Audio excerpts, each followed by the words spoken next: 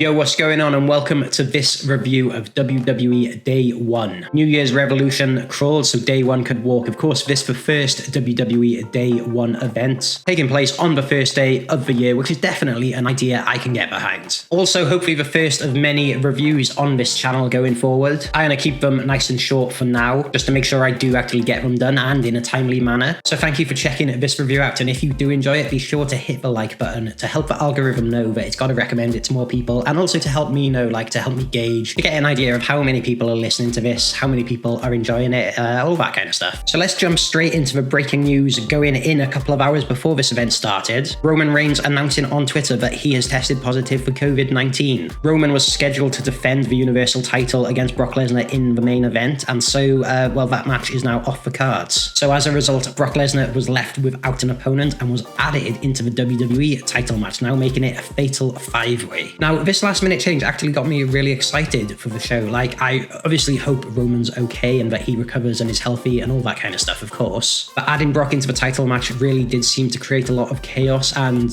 who knew what was going to happen? When there's a last minute change like this, WWE always seem to try and trick you by having the person added into the match then be the person that goes and win it, especially when it's a title match. If you look how many times this has happened over years, it does happen quite a lot. And of course, with someone as big as Roman Reigns being off the card, you kind of felt like they were going to do something as to not disappoint the fans. But then at the same time, Brock's on SmackDown and he's feuding with Roman, so he couldn't possibly win the title, could he? I don't know, we'll see in a bit. I do find it a bit frustrating that it takes something unexpected like this outside of WWE's control to happen to make the show exciting. I miss the days when it was this unpredictable all the time. As JR would always say, anything can happen in the World Wrestling Federation. So let's touch on the pre-show quickly. Of course, we see Cesaro and Ricochet teaming up to take on Sheamus and Ridge Holland. And the main talking point here was a botched 450 from Ricochet, where he goes for the flip and Ricochet catches Ridge Holland in the face with his foot. I didn't actually notice the botch the first time round, but when I saw the replay, it did not look nice at all. He really catches Ridge in the face there. And so the doctors see to Ridge Holland at ringside and he leaves the match because apparently he has a full-on broken nose, which is fair enough, because a broken nose can cause a concussion and it can also cause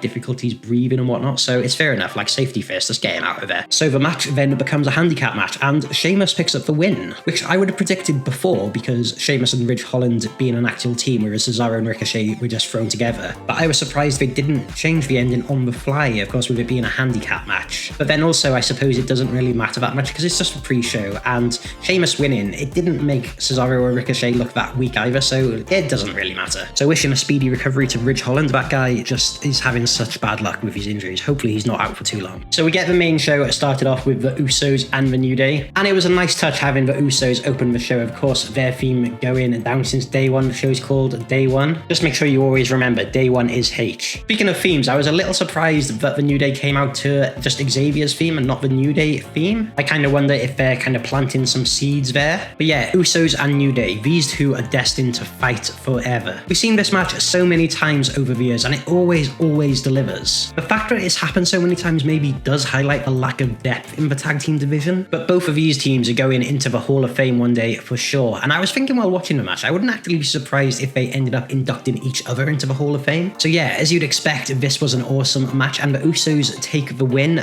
They use the 3D to pick up the win. That's not a move they've used before. They did give it a new name, I forgot what it was called. I think it was a 1D, I think. So yeah, I imagine this is their new finisher now. Of course, Devon works backstage as a producer for WWE, so probably gave them the blessing to use it. And of course, Bubba Ray hates AEW, so we'll probably do anything to get one over on them. So yeah, Usos still tag champs and have a new finisher. Then next up we have Drew McIntyre beating Madcap Moss. This was a match. There's not really a lot to say about this. It was just something to keep Drew warm while he's out of the main event scene, and also something to give Madcap Moss a chance to prove himself, working with a bigger star on a bigger stage, a pay-per-view match like this. And I think Madcap did pretty well. There's once or twice I couldn't quite tell if he botched or whether that's just the way he wrestles. One instance when he went kind of headfirst into the turnbuckle and it looked like he did it with a lot of force. I couldn't quite tell if that was a botch or whether he meant to do that and just kind of sold it quite well because it looked real. There was another moment as well when he goes for the fallaway slam, so Moss lifts up Drew and it looks like he's going to drop him, and then he kind of slams him into the corner to it looked like to regain maintain his balance because he was going to fall over and then do the fall away slam. So I couldn't quite tell if that was intentional or not. And Graves pointed it out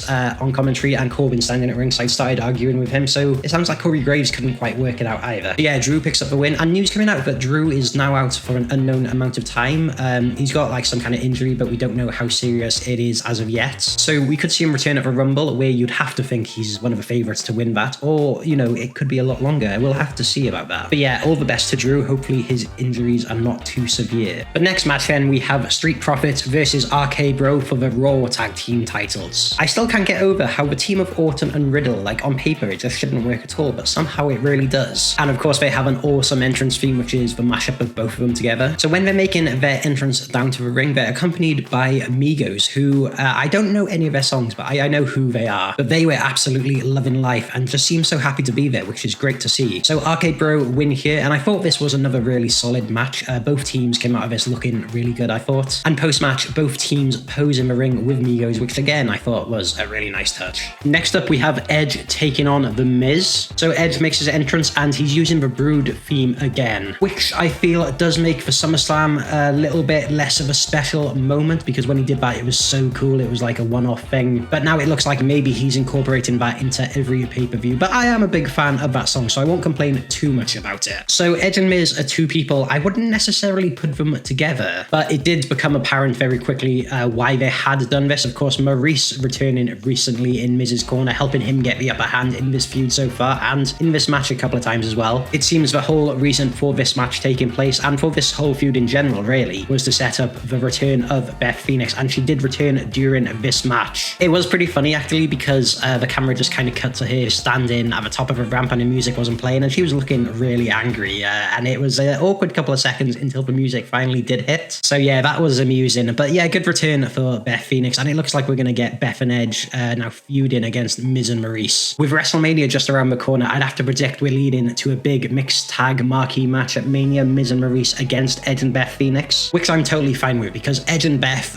both Hall of Famers, both legends, they can both still go as well, unlike a lot of Hall of Famers you do see making returns for big WrestleManias. And Miz and Maurice always seem to do really well feuding with other couples. Of course, they had the big feud with Cena and Nikki Bella, and of course Daniel Bryan and Brie Bella. So this should be good, and it looks like possibly one of the first matches we can expect to see at WrestleMania this year. I don't think there's any announced yet, but we can kind of predict this will be on that card somewhere. I should probably mention as well before I move on that Edge won this match. The Miz was distracted by Beth Phoenix at ringside. He turns around, gets speared by Edge for the 1-2-3. So we go on to the Raw Women's title match, which sees Becky Lynch defending against Liv Morgan. Now this was a big moment for Liv Morgan. Now she's always been really over with the fans, which is always half the battle. And I've seen a lot of clips that she's uploaded of her at wrestling training, and she can really go. Like, she is really good. And for some reason it just hasn't happened for her yet. Probably the main reason for this is WWE's booking, if I'm honest. So with some good booking, hopefully Liv can go on to be a star in the women's division, and hopefully this is the start of that. So this was a good match. I'll be honest, I wasn't feeling it at the start. It did feel a little off and the crowd were really flat, but as the match went on I started to get more and more into it, and so I did enjoy this match, and I think Liv came out of it looking really good, proof that she can work at this level. Although saying that, I personally don't think she's ready to be a top star just yet. That's no knock on her. It's just that I personally would rank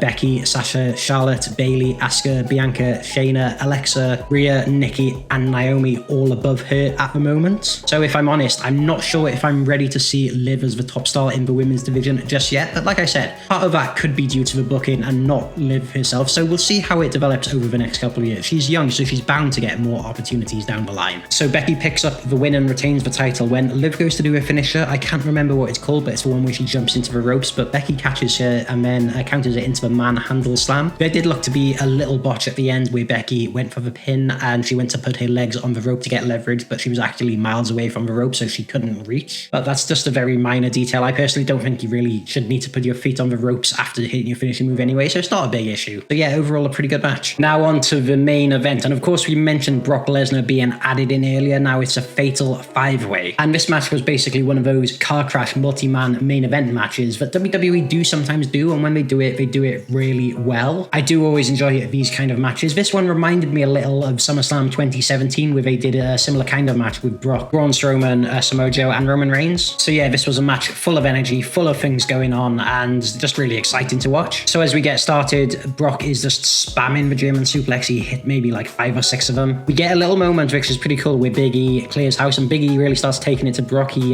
clotheslines him out of the ring. And then, of course, we get WWE's #1 favorite spot, which is the spear through the barricade. I don't know how many times I've seen that, but I pop for it every single time. WWE love that spot, and so do I. So Lashley spears Brock through the barricade, and he's out of action for now, at least. Another cool moment was when Kevin Owens did the frog splash onto Brock outside the ring. I thought that was really cool. I didn't see that coming, but that was awesome. We saw Big E put Lashley through the announce table, and then in the ring we have KO going for a swanton bomb on Big E, which Big E counters. He gets the knees up, but then we get Rollins flying in from off the camera, like from the side. He must have been on the other turnbuckle with the frog splash, and that time he hit it. That was a really, really cool spot. Really enjoyed that. There was one point in the match where Brock starts F5ing everyone, and he turns around and gets a huge spear from Lashley, and I thought that was it. I thought it was over, but we get a near fall because Brock kicks out, and we get to the end of the match where Big E hits the big ending on Lashley, and it's just Big E and Brock in the ring now, so Big E goes for the big ending on Brock, which he counters into the F5, and Brock picks up the win. 1, 2, 3, new champion. I don't think anyone can complain about the Roman Reigns Brock Lesnar match being cancelled. I mean, first because Roman got COVID, which is a legit enough reason anyway, but secondly because this match banged. This was awesome. Really enjoyed this match. Match of the night for me for sure. So your new WWE Champion Brock Lesnar, which does raise some questions because of course he's on SmackDown at the moment, feuding with Roman over the Universal title. So what happens now? Are we going to see Brock bring the WWE title to SmackDown? Of course, SmackDown going to be without Roman for a few weeks while he's out. Or does Brock go over to Raw? Of course, we could see Heyman managing Brock on Raw and managing Roman on SmackDown possibly. Are we going to see part-time Brock doing double duty? Is he going to go on Raw and SmackDown in the meantime? And how long do we think Brock is going to hold this title for? Of course, this wouldn't have been the original plan because he wasn't even in the match. So I kind of wonder if someone from Raw is going to win the Royal Rumble and win the title back from him at WrestleMania. I have seen some people touting a unification match at WrestleMania between Brock and Roman for both titles. I don't want to see that. And this does also beg the question, what was the original plan? Of course, Brock wasn't in the match. He wasn't supposed to win. Who was supposed to win? I'll be honest, I haven't been watching much WWE lately. I mainly just watch the pay-per-views and keep up with what's going on. But this definitely makes me want to tune in and see what happens next. I feel like we do need to take a moment to talk about Big E's title run, which I feel for the most part has been pretty disappointing, but also it's not really his fault. He was booked quite badly and he seemed to be losing a lot of matches, which you never want to see your champion doing. And for me, it didn't ever feel like there was much of a build to him winning the title in the first place. Of course, he had the Money in the Bank briefcase, which he cashed in, but there wasn't really much of a build to that. He just kind of announced it on Twitter one day, which I still think was a ratings grab for Raw. So I think they hot-shotted the title onto him, and I don't think they really ever had any plans for him. It doesn't feel like they ever really bought into him being the top guy, but he is the full package. Like, I just want to make it clear it's not a knock on him in any way.